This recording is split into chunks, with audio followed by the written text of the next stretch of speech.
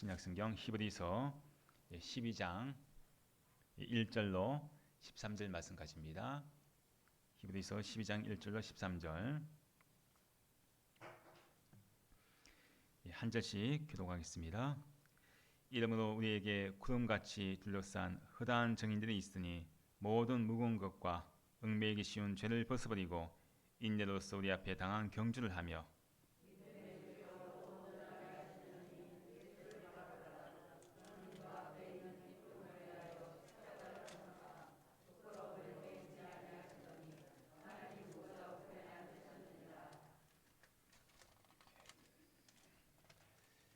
너희가 피곤하여 낙심하지 않기 위하여 죄인들이 이같이 자기에게 거역한 일을 참으신 일을 생각하라.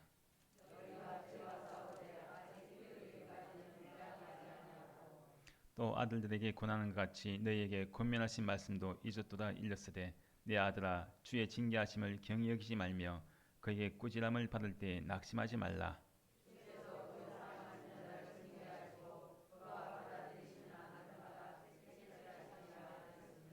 너희가 참음은 징계를 받기 위함이라. 하나님이 아들과 같이 너희를 대우하시나니 어찌 아버지가 징계하지 않는 아들이 있으리요.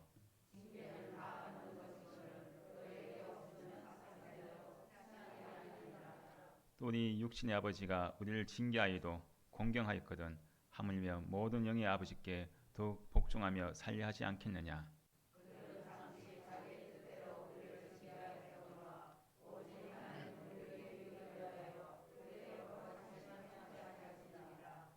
무릇 징계가 당신은 즐거워 보이지 않고 슬퍼 보이나 후에 그로 말미암아 연단받은 자들은 의와 평강의 열매를 맺느니라. 예, 같이요. 너희 발을 위하여 곧은 길을 만들어 저는 다리로 하여금 어그러지지 않고 고침을 받게 하라. 아멘. 예, 오늘 말씀 이제 유익한 징계라고 하는 제목으로 함께 말씀을 나누겠습니다. 자, 여러분은 우리가 신앙생활 하시면서 이 고난이 왔을 때 혹시 그런 이 생각이 들지 않습니까? 아, 내가 예수 믿는 거 포기할까? 내가 신앙생활 하는 건 그만둘까? 혹시 그런 생각 안 드십니까? 참 우리가 신앙생활 하다 보면은 그런 생각이 들 수도 있죠. 내가 열심히 믿음으로 살고 있는데 고난이 옵니다. 어려움이 닥칩니다. 그러면은 아, 예수 믿는 것 그만둘까? 이제 교회 그만 나갈까? 신앙생활 이제 그만할까? 그런 생각이 들 수도 있죠. 자, 오늘 이 히브리서 이 말씀은 바로 이제 믿음으로 살던 이 그리스도인들, 믿음으로 살던 그런 성도들이 고난을 당했을 때 그 믿음을 이제 포기하고 다시금 옛날로 다시 믿음 생활하지 않던 그 시기로 다시 돌아가려고 하는 그런 사람들에게 이제 위로하고 격려해주는 그런 말씀이 이제 히브리서 말씀입니다. 그래서 히브리서 말씀을 보면 믿음에 대해서 말씀을 많이 하죠. 믿음. 그만큼 이제 믿음이 연약해진 성도들을 격려하고 위로하는 그런 말씀이 바로 히브리서 말씀인데, 자, 근데 이제 왜 이 히브리 성도들이 고난 가운데 낙심하고 다시금 이제 예전에 그런 신앙생활을 하지 않던 상태로 돌아가려고 하느냐? 그것은 바로 하나님께서 하시는 그 징계, 그 징계에 대해서 제대로 이해하지 못했기 때문이라는 거죠. 오늘 이 본문 말씀에서 보면은 징계라는 단어가 참 많이 나옵니다. 징계라는 단어가 한 8번 정도 이렇게 나오는데, 자, 징계라고 하는 이 뜻이 무엇인가 하면 교육, 훈련, 그런 뜻을 가지고 있습니다. 교육이나 훈련하다 그런 뜻을 가지고 있는 것이 징계라는 뜻이라는 거죠. 근데 하나님께서 하시는 징계는 뭐냐? 바로 히브리 성도들을 하나님께서 교육시키시고 또 훈련시키시기 위한 그런 방법이 바로 이 징계라는 것입니다. 근데 이 히브리 성도들이 그것을 제대로 이해를 하지 못하고 있습니다. 하나님께서 그 징계하시는 것을 잘 받아들이지 못하고 있다는 거죠. 왜 나만 이렇게 불행하게 살는가? 왜 나만 고난 당하고 왜 나만 이렇게 힘든 그런 일을 당해야만 하는가? 그런 이 상황에서 참 우리가 이 신앙의 길, 믿음의 길을 왜 경주에 많이 비유하죠. 달리기, 운동하는 것, 달리기 하는 것. 경주에 많이 비유합니다. 바로 이 믿음의 경주를 함에 있어서 그 고난 때문에 그 달리기를 포기하고 싶습니다. 믿음의 경주를 중도에 그만두고 싶습니다. 힘드니까, 고통스럽고, 괴로우니까, 슬프니까. 그 믿음의 경주를 포기하고 싶은 이 성도들에게 바로 이 히브리서 이 말씀을 통해서 위로해주고 격려해주는 그런 말씀이 바로 히브리서 말씀입니다. 자, 근데 결론적으로 보면은 그 힘든 성도들에게 결론적으로 하시는 말씀이 바로 2절 말씀이 나와 있습니다. 2절 말씀 함께 읽겠습니다. 2절 믿음의 주여 또 온전케 하시는 이인 예수를 바라보자.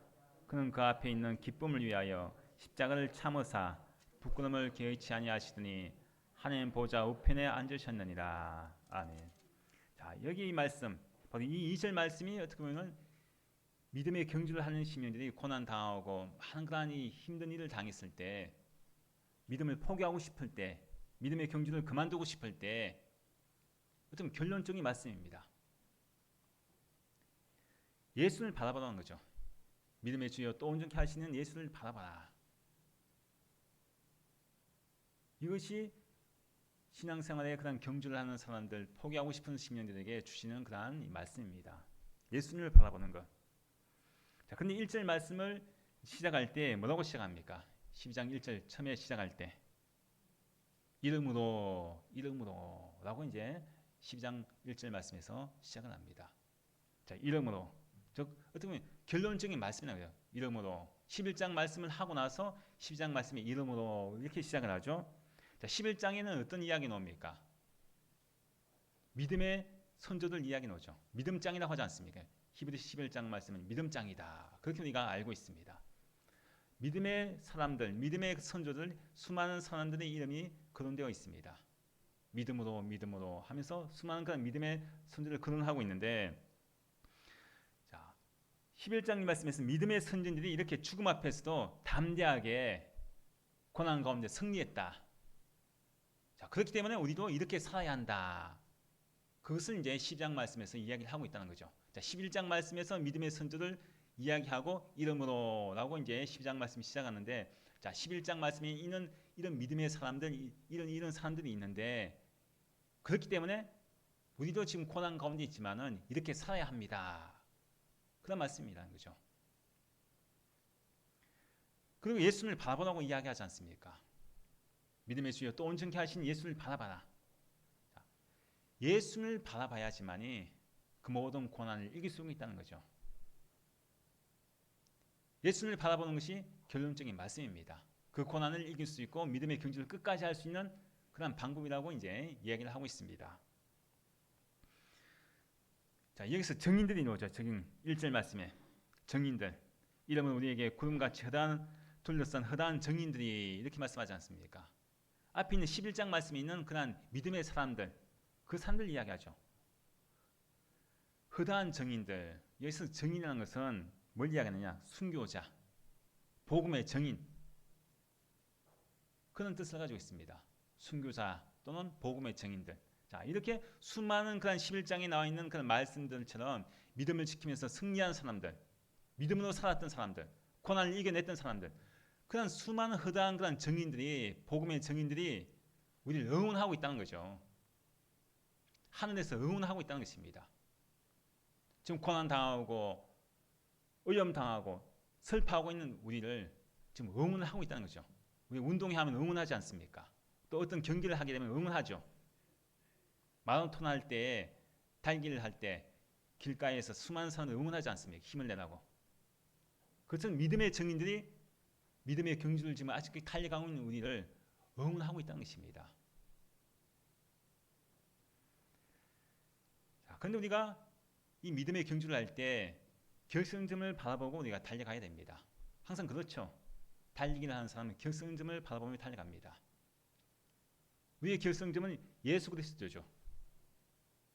십자가를 향해서 우리가 달려갑니다.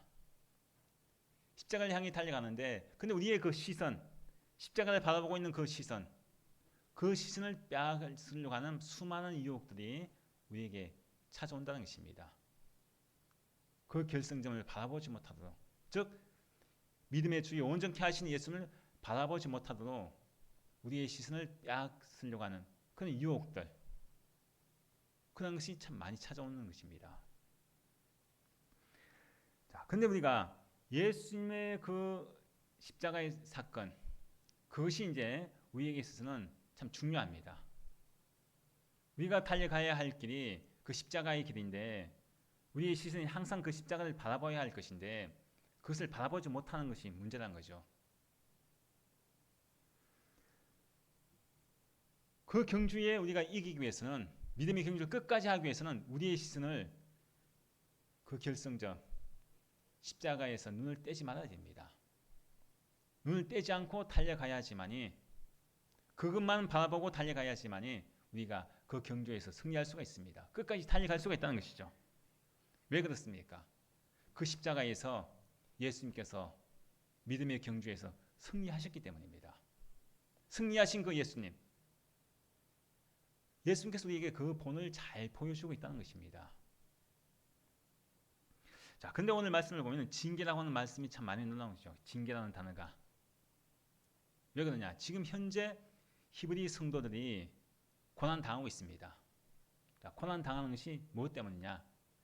하나님의 징계라는 것입니다. 하나님께서 주신 징계. 그 징계 때문에 지금 고난 당하고 있어요. 어려움을 당하고 있습니다. 근데 히브리 성도들이 징계받는 이유에 대해서 오늘 말씀을 하고 있는데, 첫 번째가 무엇이냐? 자, 4절 말씀이 나오죠. 4절 말씀 함께 읽어보겠습니다.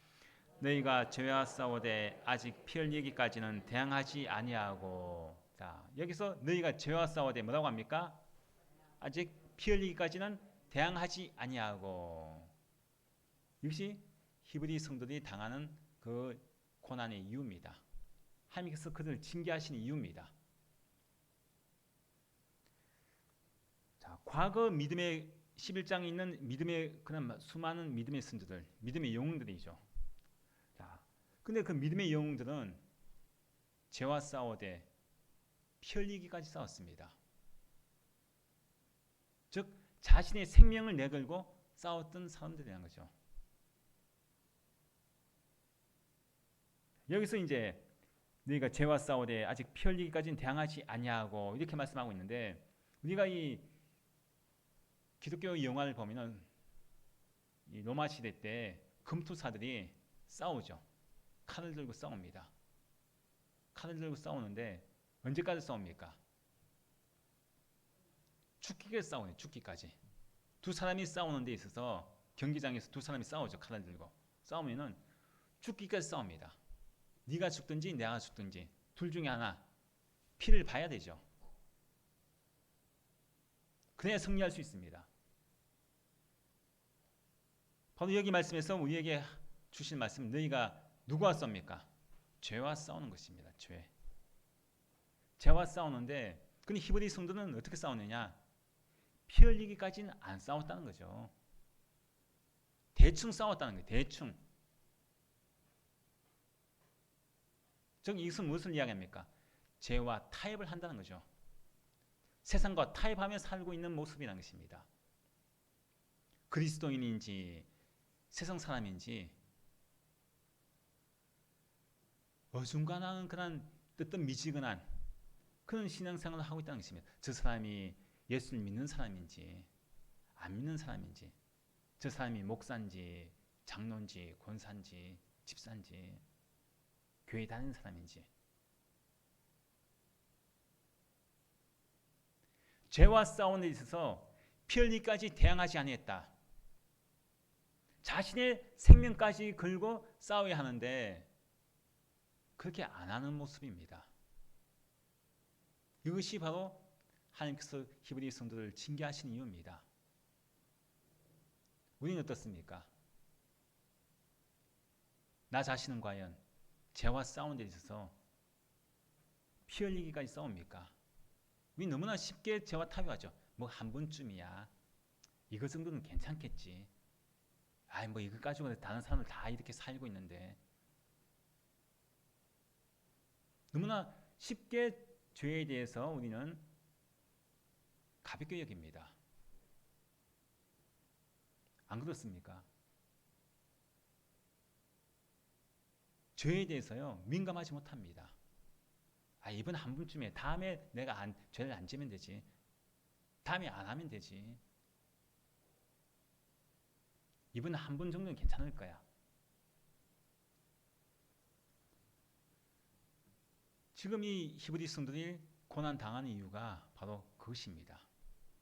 죄와 싸우는 데 있어 피 흘려 싸우지 않습니다. 앞에 있는 11장 말씀에 있는 많은 믿음의 사람들은 자신의 생명을 걸고 싸운 사람들입니다. 고난 가운데서 끝까지 싸운 사람들입니다. 피 흘리기까지 싸운 사람들이라는 거죠. 근데 히브리 성도는 그렇게 싸우지 않았다는 것입니다. 바로 예수님의 그 보좌 우편에 앉으신 고난 가운데 승리하신 예수님을 이야기하고 난 뒤에 바로 그 이야기를 하지 않습니까? 앞에 있는 11장 있는 말씀 사람들은 바로 예수 그리스도 믿음의 주 온전케 하신 예수님을 바라보며 죄와 싸우는 데 있어서 피를 흘리며까지 싸웠는데 자신의 생명까지 내걸고 싸웠는데 너희들은 그 조그만 힘든 것 그걸 너희들 당하기 싫어서 죄에 대해서 너무나 가볍게 여기고 쉽게 타협하며 산다는 것입니다. 그래서 하나님께 징계하시는 거예요. 자, 근데 우리가 보면은 참 이 하나님께서는 우리를 징계하시는데 왜 징계하시냐 이것이죠.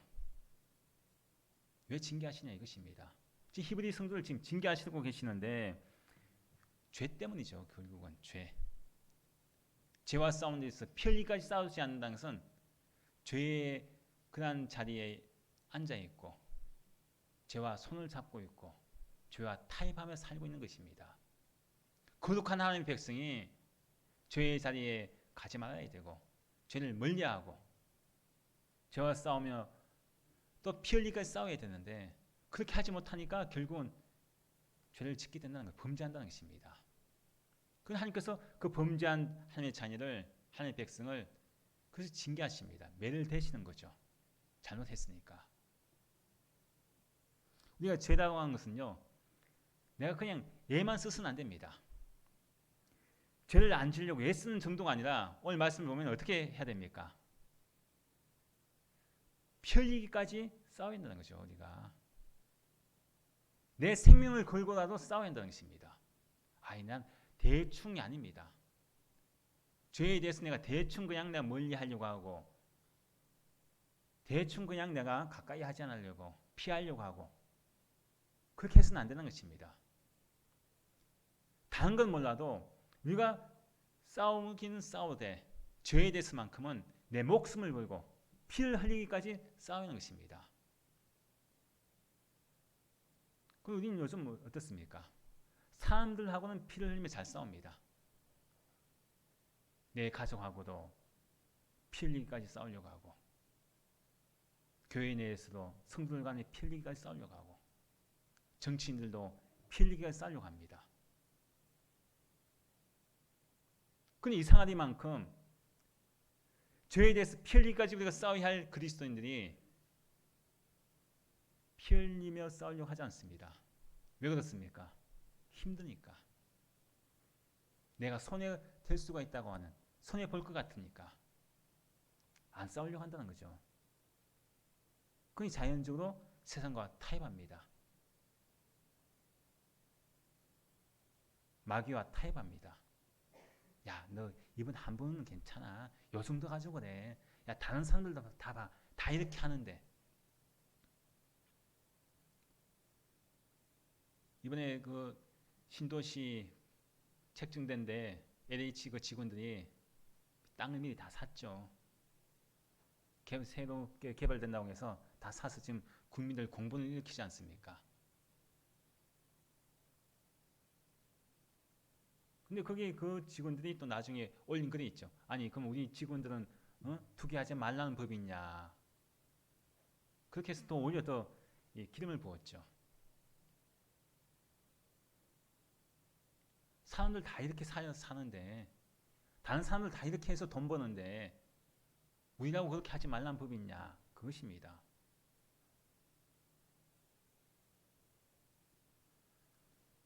지금 이 히브리 이 성도들이 하나님의 징계를 받으면서 고난받고 있습니다.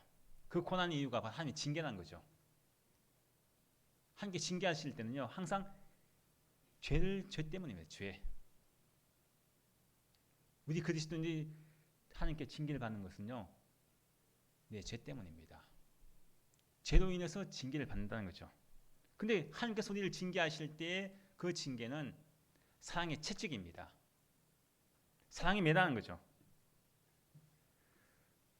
지금 히브리 성도들이 고통당하고 고난 가운데 있습니다. 그것 때문에 슬퍼하고 있습니다. 낙심하고 있습니다. 왜 그러냐? 하나님이 징계를 하시는데 그 징계에 대해서 제대로 알지 못했기 때문에, 왜 나만 이렇게 고통당하고 왜 나만 이렇게 힘들게 살아야 되고 왜 나만 이렇게 고생하냐, 어려움당하냐. 하나님께서 자기들을 징계하시는 것에 대해서 어떻게 원망할 수도 있고, 지금 다시금 야, 나 이제 예수 믿지 말까? 나 이제 신앙생활 하지 말까? 교회 나가지 말까? 다시금 세상으로 돌아가려고 하는 그런 모습, 그것이 지금 히브리 성도들의 모습입니다. 그 시민들에게 지금 위로하고 격려해 주기 위해서, 야, 너희들이 왜 고난 당하고 있는 줄 아느냐? 그건 하나님께서 너희들을 징계하시기 때문이다. 사랑의 매를 대시기 때문에 지금 너희들이 고통 당하고 있는 것이다. 고난 당하고 있는 것이다. 그렇게 지금 이야기를 하고 있는 것입니다. 자, 그리고 또 두 번째는 왜 징계를 받고 있느냐? 이 5절 말씀에 나와 있죠. 5절 말씀에 함께 읽겠습니다. 또 아들들에게는 고난같이 너에게 고민하신 말씀도 잊었도다. 읽었을 때 내 아들아 주의 징계하심을 경히 여기지 말며 그에게 꾸지람을 받을 때 낙심하지 말라. 아멘. 자, 히브리 성도들이 지금 징계받는 이유가 그것입니다. 지금 히브리 성도들이 죄와 싸우되 필리기까지 싸우지 않고 있죠. 어쩌면 죄와 지금 타협하고 있는 그런 신앙생활을 하고 있다는 것입니다. 그 자꾸 죄를 짓는 거예요. 자꾸 죄를 짓다 보니까 어떻습니까? 정말 믿음으로 딱 마음이 굳건하게 서 있으면은 죄를 지면 바로 회개합니다. 근데 죄와 타협하면서 살고 있는데 어떤 마음이 드냐? 아니, 나 예수 믿으면 왜 나에게 고난이 올까? 예수 믿으면 잘 될 줄 알았는데 왜 나에게 이렇게 시련이 오고 왜 나만 이렇게 고통당하고 있을까?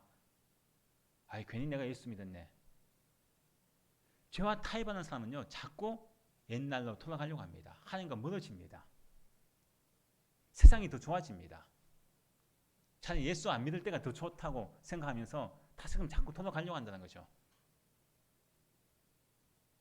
지금 히브리 성도들이 지금 그런 상태입니다. 자, 그런 상황에서 히브리 성도들이 지금 자기들이 고난 당하면은, 정말 하나님께서 내가 죄 가운데 거하고 있으니까, 하나님의 백성인 하나님의 자녀인 내가 죄 가운데 거하고 있으니까, 죄를 범죄하니까, 죄와 싸우되 피 흘리까지 싸우지 않고 뜨뜻 미지근하게 신앙생활하니까 나에게 정신 차리고 매를 대시는구나. 그것을 알고 깨달아야 될 텐데 그것을 지금 알지 못하고 있다는 거죠. 즉 하나님의 은혜의 말씀을 잊어버렸다는 것입니다. 그 은혜의 말씀, 하나님께 주신 말씀이 뭘 잊어버렸느냐? 바로 이 5절 말씀을 잊어버렸다는 거죠. 5절 말씀. 자, 이 5절 말씀에 또 아들들에게 고난같이 너에게 고민하신 말씀도 잊었도다. 뭘 잊었느냐? 뭘 잊었다고 합니까? 내 아들아, 뭐라고 하죠? 주의 징계하심을 경히 여기지 말며, 또 뭐라고 합니까? 그의 꾸지람을 받을 때 낙심하지 말라 말씀하죠. 이 말씀을 잊어버렸다는 거예요. 하나님께서 너희들을 징계하시는데 너희들이 지금 그 징계하심을, 하나님께 징계하시는 그것을 잊어버렸다는 거예요. 자, 근데 징계하실 때, 꾸지람 하실 때, 하나님께 꾸지람 하실 때 두 가지를 주의하라고 하죠. 두 가지. 그 두 가지가 무엇입니까? 경히 여기지 말라고 말씀하죠. 주의 징계하심을 가볍게 여기지 말라는 거예요. 지금 히브리 성도들이 지금 하나님께서 그들을 징계하시는데 가볍게 여기고 있습니다. 별걸 아니라고 생각하고 있어요. 그리고 또 그에게 구제를 받을 때 뭐라고 합니까? 낙심하지 말라. 지금 징계받는 히브리 성도들이 지금 어떤 상태입니까? 낙심하고 있다는 거죠. 고난 가운데 있으니 하나님께 징계하시고 고난 당하고 있으니까 고통 중에 있으니까 아프니까 낙심하는 거예요. 아이고 내가 예수 믿어서 응? 이런 그런 고난 당하냐. 이렇게 내가 슬픔 당하나. 낙심하고 있다는 거예요. 달리기를 하는 운동 경주자가 낙심하고 있습니다. 믿음의 경주를 하고 있는 사람이 낙심하고 있어요. 옆에서 이제 코치가 감독이 어떻게 하라고 이야기해주고 있는데 그것을 듣지 않습니다. 가볍게 여기고 있어요.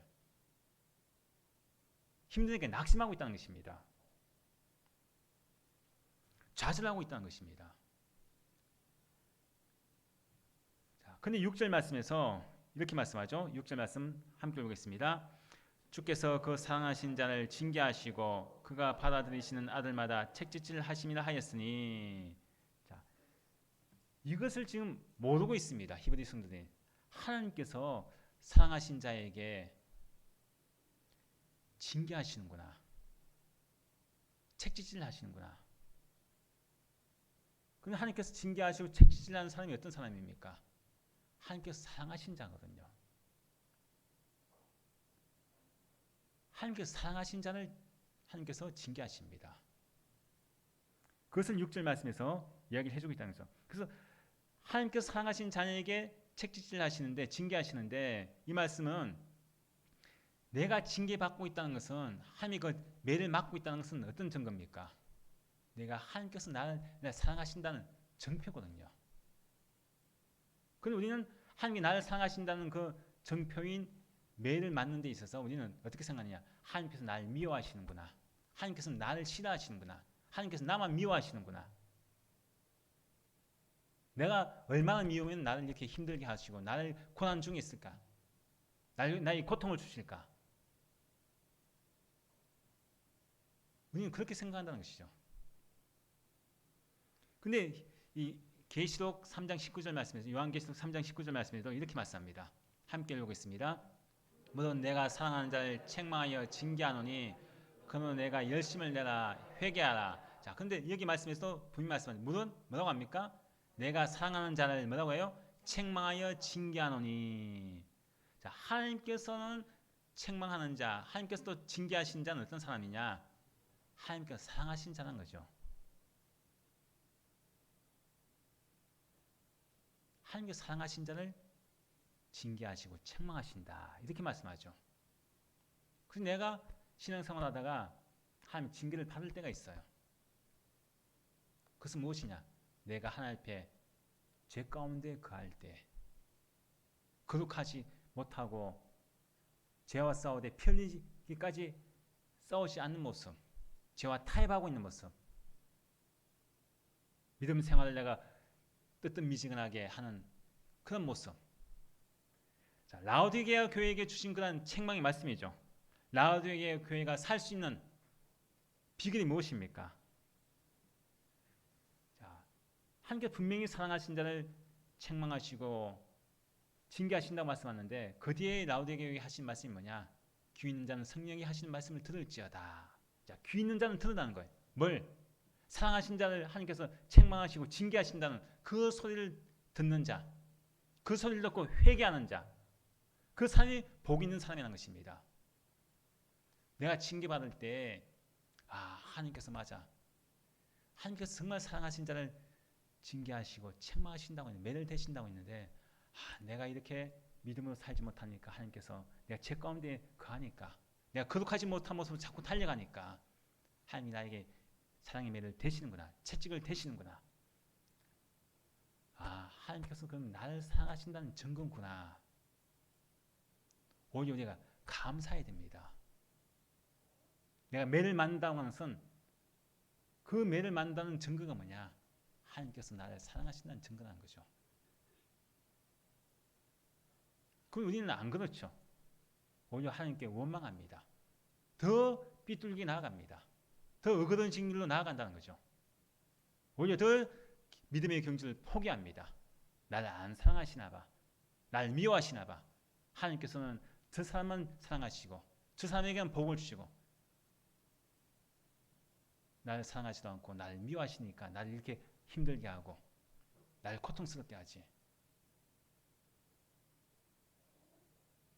근데 분명히 오늘 말씀하고 있지 않습니까? 이 히브리 성도들에게 이 5절 말씀처럼 또 아들들에게 권하는 것 같이 너에게 권면하신 말씀도 잊었도다. 이것을 잊어버리지 말라는 거죠. 뭐냐? 하나님께서 사랑하신 자를 징계하신다는 말씀. 이것을 경히 여기지 말고 그렇게 낙심하지 말라는 것입니다. 네가 고난 가운데 있다고 할지라도 낙심하지 말라는 거예요. 왜냐? 나를 사랑하신다는 증거이기 때문에.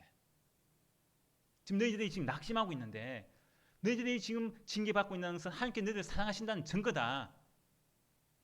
증거이기 때문에 낙심하지 말고 그것을 가볍게 여기지 말고 하나님께서 하신 말씀 나를 사랑하시기 때문에 징계하신다는 그 말씀을 잊지 말라는 것입니다. 근데 너희들이 그것을 잊고 있으니까 지금 낙심하고 있다는 거예요. 우리가 사울왕 보십시오. 사울왕이 참 선지의 그 책망을 들을 때에 뭐라고 하면 변명하죠. 변명해서 결국 그가 버림받습니다. 그럼 다윗 왕은 어떻습니까?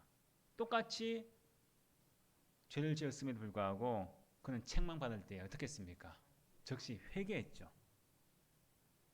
회개했습니다. 가룟 유다 보십시오. 회개의 기회가 있었지만은 그는 그것을 회피했습니다. 하지만 베드로는 회개하지 않았습니까? 회개했기 때문에 그가 하나님의 크게 쓰임받는 사람이 되었다는 것입니다. 귀 있는 자가 무엇입니까? 하나님의 말씀을 들을 수 있는 그런 귀. 그것을 잊지 않는 귀. 아, 사랑하신 자에게 하나님께서는 책망하시고 징계하시는구나. 나를 사랑하시기 때문에 내가 지금 이런 매를 맞고 있구나. 그만큼 내가 하나님께 엄청난 사랑을 받고 있구나. 관심을 받고 있구나. 그것을 잊지 말라고 히브리 성도들에게 지금 말씀을 하고 있습니다. 근데 히브리 성도들은 고난 가운데 있을 때 그 징계를 받고 있는데 그것을 잊고 있습니다. 말씀을 잊고 있으니까 낙심하는 거죠. 근데 이제 하나님께서 우리를 왜 징계하시는지 하나님과 우리와의 관계에 대해서 이야기하죠. 하나님과 우리와 아무 관계가 아니라면은 우리 징계할 때 우리가 불평할 수 있고 원망할 수 있습니다. 근데 하나님과 우리 관계, 하나님께서 우리를 징계하시는데 왜 징계하시느냐? 그 관계가 중요하죠. 관계가 중요합니다. 자, 어떤 관계냐? 하나님과 우리 관계. 부자 관계는 부자 관계. 자, 5절 말씀에서도 말씀하죠. 5절 말씀 뭐라고 하느냐? 아들들에게라고 하죠. 아들들에게 또 아들들에게 그죠? 또 내 아들아 하지 않습니까? 내 아들아 아들들에게 또 내 아들아. 그것도 6절 말씀에서 뭐라고 합니까? 아들마다라고 하죠. 그 7절에 뭐라고 합니까? 아들과 같이. 또 그 뒤에 아들이 있으리요. 또 8절 말씀에 친아들이. 자, 아들에 대해서 계속 이야기합니다. 징계에 대해서도 단어가 8번 정도 나오고 또 아들에 대해서도 계속해서 아들 계속 아들을 이야기하죠. 징계에 대해서도 단어를 많이 사용하고 또 아들에 대해서 징계에 대한 이유가 뭐냐? 너는 내 아들이기 때문이다. 그 말씀이라는 거죠. 내가 왜 너를 징계하느냐? 내가 왜 너에게 사랑의 매를 아프게 하느냐? 책짓질을 하느냐? 그것은 너는 내 아들이다. 우리가 믿는 신인 하나님이 내 아버지라는 것입니다. 내가 믿는 신인 하나님께 내가 아버지라고 부를 수 있는 그런 자격이 되기 때문이죠. 징계를 하시는 하나님은 내 아버지가 되시고 징계받는 나는 아버지 되신 그 하나님의 아들이 되기 때문에 나를 징계하신다는 거예요. 부자 관계라는 것은 아버지와 아들 관계. 그게 바로 나를 징계하신 이유입니다. 우리가 아무나 우리가 징계를 하지 않죠. 어떤 관계가 있어야지만 우리가 징계할 수 있습니다. 우리가 다른 자녀들 징계한다고 보십시오. 매를 댄다고 보십시오. 난리 나죠. 요즘 학교에서조차도 선생님이 사랑의 매를 못 대죠. 뭐라고 합니까? 내 자식도 내가 매를 안 대는데 어디 감히 선생이 돼가지고 내 아들에게 매를 대냐. 큰일 나지 않습니까? 그래서 5절부터 10절 말씀은 하나님께서는 우리를 징계하시는데 왜 징계하시는? 나와 하나님과의 관계, 아버지와 아들의 관계이기 때문에 내가 늘 징계한다. 그렇게 말씀을 하고 있습니다. 근데 하나님의 자녀는 다 징계를 받는다. 그렇게 말씀하죠. 하나님의 아들은 다 징계를 받는다. 그렇게 이제 말씀을 8절 말씀에 이렇게 말씀하죠. 징계는 다 받는 것이거늘. 그들이 뭐라고 합니까? 너에게 없으면 사생자요 친아들이 아니니라. 자, 사생자는 결혼하기 전에 가진 아들 이야기하죠. 그 친아들이 아니다. 하나님께서 우리를 징계하신다는 것은 무엇을 이야기하느냐? 하나님 우리의 아버지가 되시는데 그 하나님의 아버지가 나를 어떻게 하십니까? 나에게 친아버지가 되신다는 거예요. 나는 친아들이라는 것이죠. 그만큼 하나님과 우리의 관계가 어떤 관계냐? 그만큼 하나님께 나를 사랑하신다는 관계라는 거죠. 깊은 관계라는 것입니다. 친아들이기 때문에 매를 댈 수 있습니다. 징계하고 꾸지람할 수 있죠. 친아들이 안 나가면 그것은 요즘 세상에서는 불가능하죠. 안 됩니다. 자, 근데 육신의 아버지는 어떻습니까? 육신의 아버지는 우리를 징계해도 우리는 그래도 부모님을 공경하지 않습니까? 육신의 부모님이 나에게 매를 대고 징계하고 꾸지람해도 나중에 맞을 때는 어떻습니까? 맞을 때는 우리 엄마 아버지는 나만 미워해. 내가 첫째라고 내가 둘째라고 내가 막내라고 나만 미워해. 내가 딸이라고 내가 아들이라고 나 공부 못한다고 나만 미워해. 내가 꾸지람 듣고 매를 맞으면은 그런 생각이 들죠. 나만 안 사랑하나 봐. 나는 좋아하나 봐. 그런 생각이 듭니다. 근데 나중에 자라고 나서 보면 어떻습니까? 자라고 나서 보면은 부모님 말씀이 다 맞는 말이구나. 왜 부모님이 나에게 그렇게 사랑의 매를 대고 나에게 왜 꾸지람하고 날 왜 혼냈는지 자라고 나 철이 들고 나면 알죠. 깨닫게 됩니다. 자, 근데 육신의 부모님도 우리가 그렇게 날 꾸지람하고 날 책망하고 징계할 때 그럼에도 불구하고 우리는 공경합니다. 근데 육신의 아버지는 어떻습니까? 육신의 아버지는 잠시 잠깐입니다. 이 땅에 살아 계실 때만이 나를 징계하십니다. 부모님이 살아 계실 때만 나를 혼내고 매를 대고 징계하시죠. 잠시 잠깐입니다. 근데 육신의 부모님은 어떻습니까? 그 징계가 때로는 실수할 수도 있죠. 내가 잘못 안 했는데 나를 징계하고 혼낼 수도 있고 내가 매를 맞을 수도 있어요. 실수할 수 있고 또 부모님의 그 감정, 기분대로 징계할 수도 있다는 거죠. 근데 모든 영의 아버지신 하나님 아버지는 절대로 실수하거나 자기 감정대로 우리를 징계하시는 분이 아니십니다. 육신의 부모님은 불완전합니다. 실수하고 잘못할 수도 있습니다. 하지만은 우리의 아버지 대신 영원한 아버지 대신 하나님 아버지는 실수하시는 분이 아니시고 아무렇게나 징계하는 분이 아닙니다. 자기 감정대로 완전하신 분이라는 거죠. 자, 그 하나님이 내 아버지십니다. 그 아버지 내 아버지인데 앞에 말씀드린 것처럼 내가 징계를 받는다는 것은 어떤 증표라고 했습니까? 내가 하나님의 아들임을 확실하게 보여주는 증거라고 했습니다. 우리 예수 믿을 때 고난 당합니다. 고난도 여러 가지 있을 수도 있지만은 내가 죄를 지어서 하나님께 내가 잘못해서 나에게 매를 대실 때가 있습니다. 그 매가 아플 수도 있어요. 때로는 내 사업이 완전히 망할 수도 있고, 내 직장에서 내가 쫓겨나갈 수도 있고, 질병이 올 수도 있고, 여러 가지 많은 그런 이 징계를 받을 수가 있습니다. 하지만은 그 징계는 뭐냐? 내가 하나님의 아들이라고 하는, 내가 하나님의 자녀라고 하는 그런 증거란 것입니다.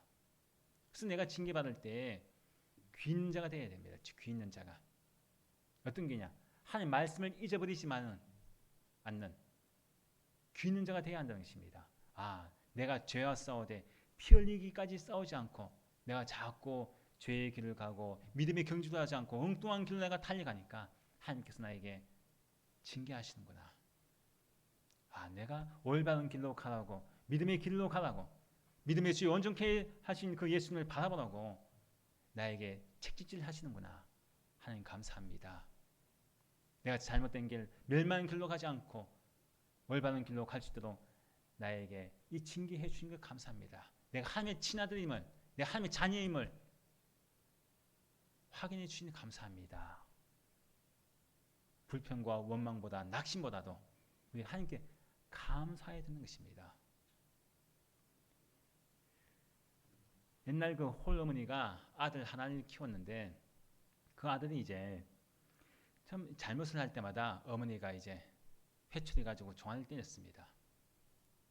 그렇게 이제 자라가던 아들이 이제 과거에 급제했습니다. 과거에 급제해서 이제 벼슬길에 올랐죠. 그리고 이제 결혼도 하고 가정을 이루었습니다.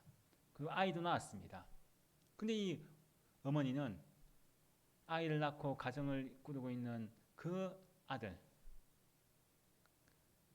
아들이 잘못할 때 다 자란 어른이 되었음에도 불구하고 잘못하면 옛날처럼 종아리를 때렸습니다.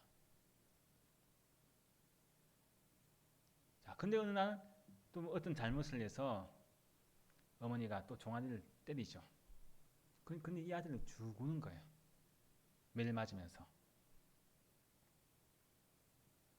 그래서 이 어머니가 매를 때리다가 멈추고 묻습니다. 얘야, 너 매 맞는 것이 아파서 우느냐 아니면 억울해서 우느냐 하고 물었습니다. 그래서 그 매를 맞으면서 울던 아들이 하는 말이 어머니가 지금 저에게 매를 때리시는데 옛날처럼 아프지 않습니다. 제 종아리가 아프지 않습니다. 어머니 그 기력이 쇠해졌는데 앞으로 제가 잘못했을 때 어머니가 안 계시면 누가 저를 또 이렇게 가르쳐 주겠습니까? 그게 서러움입니다.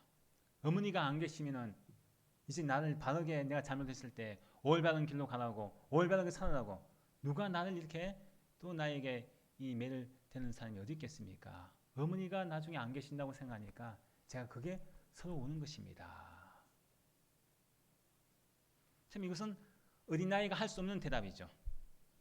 성숙한 사람만이 할 수 있는 대답입니다. 감사할 줄 아는 사람, 특히 징계를 받으면서 감사하는 사람, 우리가 이런 사람이 되어야 합니다. 근데 히브리 성도는 낙심하고 있는 것입니다. 감사보다는 낙심하고 있다는 거죠. 근데 하나님께서 이게 징계를 하실 때는 분명히 또 징계에 대한 또 유익을 줍니다. 아픔만 있는 것이 아니라 매를 맞고 내가 아픈 건 고통만 있는 것이 아니라 나에게 유익을 준다는 거죠. 그 유익이 뭐냐? 자, 10절부터 11절 말씀이 나와 있죠. 함께 읽어보겠습니다. 그는 잠시 자기의 뜻대로 우리를 징계하였거니와 오직 하나님은 우리의 유익을 위하여 그의 거룩하심에 참여하게 하시느니라. 무릇 징계가 당시에는 즐거워 보이지 않고 슬퍼 보이나 후에 그로 말미암아 연단 받은 자들은 의와 평강의 열매를 맺느니라. 아멘. 자, 앞서 말씀드린 것처럼 육신의 부모님은 잠시 잠깐 살아계시는 생명 있는 살아계시는 동안 우리를 징계할 수 있습니다. 또 육신의 부모님은 완전한 분이 아니라 실수로 나를 징계할 수 있죠. 난 잘못 안 했는데 자기 또 감정대로 또 징계할 수 있습니다. 근데 하나님께서 우리의 영원하신 그 영이신 하나님, 영원한 그 하나님은, 아버지는 나를 징계하시는데 나에게 유익을 주십니다. 그 유익이 뭐냐? 오늘 말씀처럼 하나님의 거룩하심에 참여하게 하고 또 뭐라고 합니까? 의와 평강의 열매를 맺게 하신다고 말씀하고 있습니다. 우리가 이 예수님께서 십자가에 죽으신 건 죄인이기 때문에 죽으신 것이 아닙니다. 원래는 의인이시죠.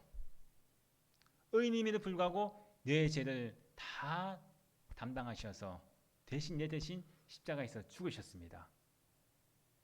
그래서 우리는 예수님 징계 받으신 거죠. 죄 때문에 고난을 당하신 것입니다. 근데 예수님은 그 십자가의 고난과 고통을 당하시면서 그 고통, 그 고난, 그것을 다 참으셨습니다. 그 아픔을 참으셨죠. 엄청난 그런 고통이고 고난인데 참으셨습니다. 또 십자가에 달린다는 거, 그게 얼마나 부끄러운 일입니까? 수많은 사람이 조롱당하지 않았습니까? 근데 그까지 다 참으셨어요. 그 부끄러움도 개의치 아니하셨습니다. 왜 그렇습니까? 예수님께서는 내가 징계받음을 통해서 우리 모든 심령들이 죄에 대해서 죽고 의에 대해서 살아서 거룩하심을 입은 사람들이 되기 때문에 그것을 참고 개의치 아니하셨다는 것입니다. 오늘 말씀에서 말씀하지 않습니까? 오늘 말씀에서도 2절 말씀에서도 이야기하죠. 2절 말씀 우리가 다시 한번 읽어보겠습니다. 믿음의 주여 또 온전케 하시는 이인 예수를 바라보자. 그는 그 앞에 있는 기쁨을 위하여 십자가를 참으사 부끄러움을 개의치 아니하시더니 하나님 보좌 우편에 앉으셨느니라. 아멘. 자, 예수님의 그 십자가의 사건. 예수님은요, 그는 그 앞에 있는 기쁨을 위하여라고 하죠. 그 앞에 있는 기쁨이 무엇입니까? 예수님께서 그 모든 십자가를 참고 부끄러움을 개의치 않으시고 십자가를 치셨는데, 죽으셨는데 그 앞에 있는 기쁨이 무엇일까요? 우리가 의롭게 되는 것. 죄인이었던 우리가 예수님 자신이 죄인이 되어서 징계받음을 통해서 우리가 의롭게 되는 것. 하나님 앞에 나아갈 수 있게 해주는 것. 그것이 예수님 앞에서는 기쁨이라는 거죠. 내가 징계받아서 너희들 대신 징계받아서 너희들이 의롭게 되는 것. 그 앞에 있는 기쁨입니다. 그리고 하나님과 화평한 거죠. 의와 평강의 열매를 맺는 것. 그것이 예수님께서는 십자가를 지시면서 오히려 기쁨이 되었다는 것입니다. 우리가 믿음 생활할 때 고난 당할 수도 있습니다. 하지만 그 모든 고난 가운데서도 우리가 낙심하지 말아야 됩니다. 지금 히브리 성도들이 지금 낙심하고 있는 모습입니다. 12절 13절 말씀에서 그 모습을 보여주고 있죠. 자, 어떤 상태냐 히브리 성도들이. 자, 12절 13절 함께 읽어보겠습니다.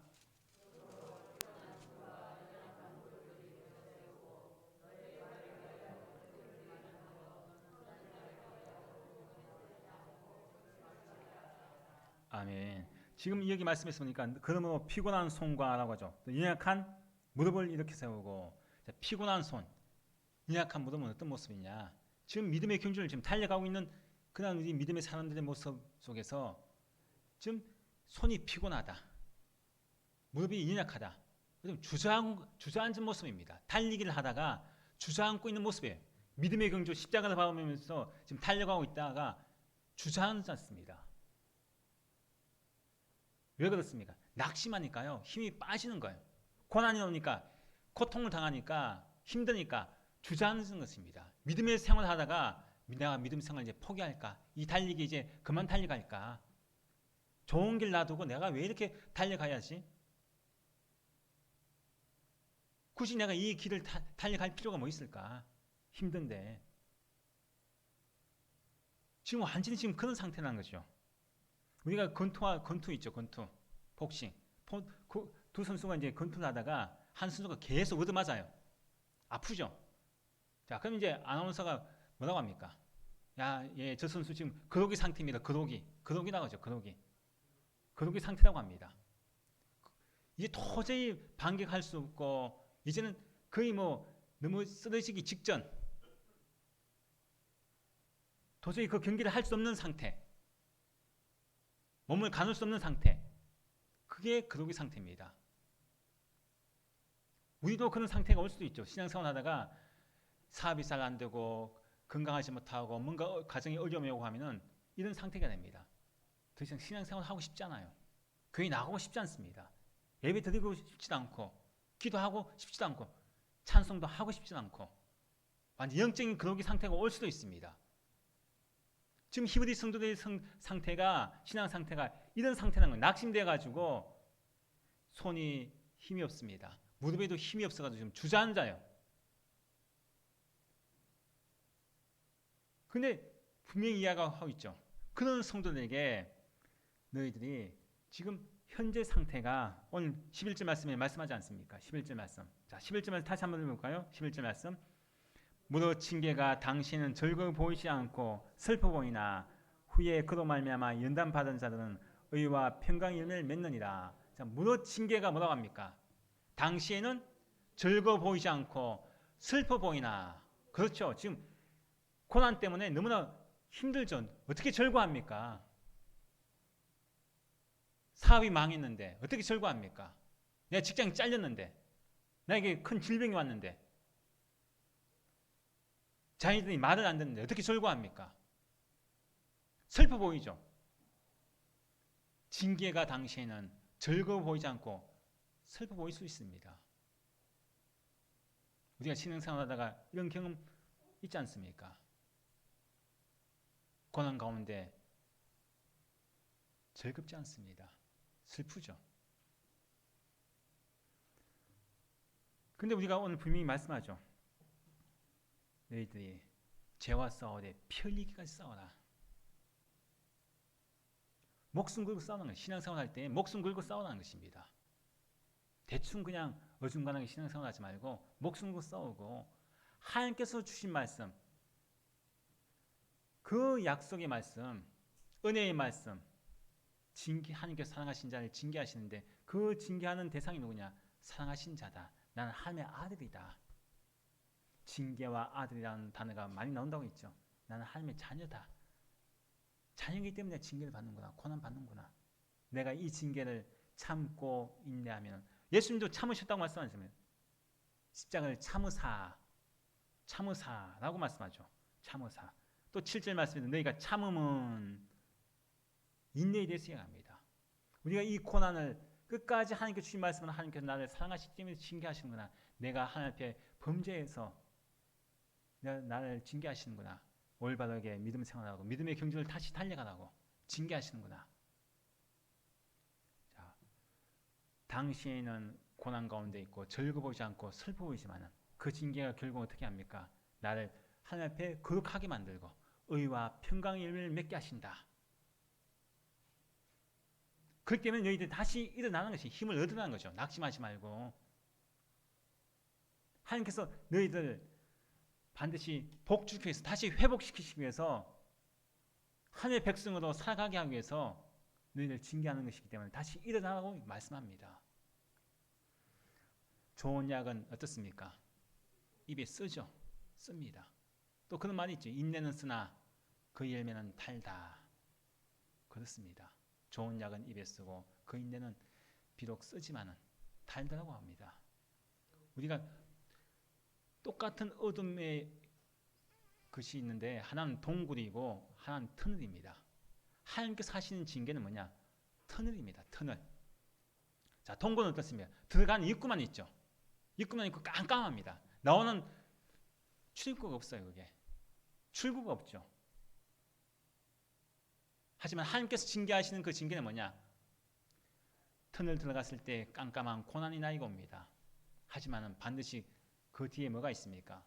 터널이 있다는 거죠. 터널.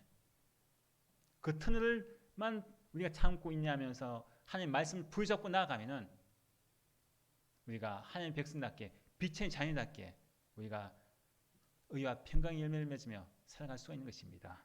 오늘 우리가 이 말씀을 기억하시면서 우리 다 함께 우리가 함께 기도하는 시간 가지겠습니다. 하나님께서 나에게 징계하시는 것은 유익이 있구나. 하나님께 내가 고난 당할 때, 나를 책짓질 하실 때, 내가 아프고 고난 가운데 있을지라도 내가 하나님의 자녀다운 증거구나. 하나님께서 나를 교육하시고 나를 훈련하는 그런 기간이구나. 우리가 낙심하지 마시고 십자가의 모든 고통을 참으신 예수님, 그 부끄러움을 결단하신 예수님이 결국은 그 징계 가운데 승리하시고 의와 평강의 열매를 맺으신 것처럼 우리도 고난 가운데 절대 낙심하지 말고 그 고난을 믿음 가운데 감사함으로 그 징계를 우리가 잘 받아들일 수 있는 자녀가 되시도록 이제 다 함께 기도하시겠습니다. 아버지 하나님, 오늘 말씀을 통하여 우리 함께 또 말씀을 읽어 묵상합니다. 기분이 성도의 아버지 하나님이시여, 정말 하나님의 말씀으로 살지 못했습니다. 징계받을 때 그는 낙심합니다. 그는 죄와 싸우되 피 흘리까지 싸우지 않았습니다. 그때 미지근하고 이렇게 또 죄와 타협하며 세상 가운데 또 돌아가려고 하는 그런 아버지의 모습으로 살지 않았습니까? 그들 징계받을 때 그들의 손이 피곤하고 그들의 무릎이 연약하여서 꿇어앉았습니다. 더 이상 믿음의 경주를 하려고 하지 않는 모습입니다. 하지만 하나님께서는 말씀을 통해서 하나님 우리의 아버지가 되시고 우리 하나님의 자녀임을 분명히 말씀하셨습니다. 징계를 통해서 우리가 하나님의 자녀임을 아버지 우리가 확신한 그런 증거를 우리에게 말씀해 주셨으니 우리 징계할 때 오히려 불평하고 원망하는 것이 아니라 더욱 하나님께 감사하는 죄를 되게 하시고 징계받을 때 모든 그 징계받는 데 있어서 하나님의 말씀을 붙잡고 은혜의 말씀 가운데 거하게 하시고 더욱 우리가 징계할 때 감사함으로 징계받아서 더욱 우리 모든 삶이 이전보다 더 새롭고 더 거룩한 삶을 살게 하시고 또 우리가 의의 평강이 누리는 계명된 삶을 살도록 인도하여 주옵소서. 한 주간 동안도 하나님께서 함께 하시사 아버지는 죄와 우리가 가까이 하지 않기를 합니다. 죄의 자리에 앉지 않기를 합니다. 아버지 죄를 멀리하게 하시고 죄와 싸우되 아버지 대충 싸우지 않게 하시고 피 흘리까지 내 생명 다해서 정말 하나님 말씀으로 우리가 싸워서 이겨나갈 수 있는 줄 되게 하시고 우리 모든 신으신들이 그 모든 그런 고난 속에서도 감사함으로 하나님께 영광 돌리고 우리 모두가 더욱더 믿음 안에서 하나님 말씀을 교회 잡고 은혜 가운데 살아가시는 전쟁에 인도하여 주시옵소서.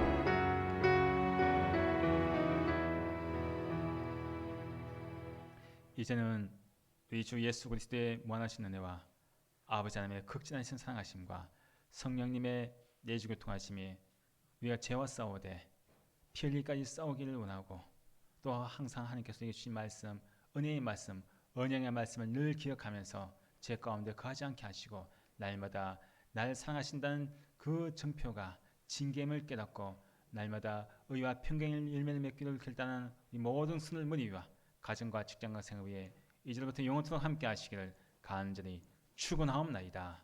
아멘.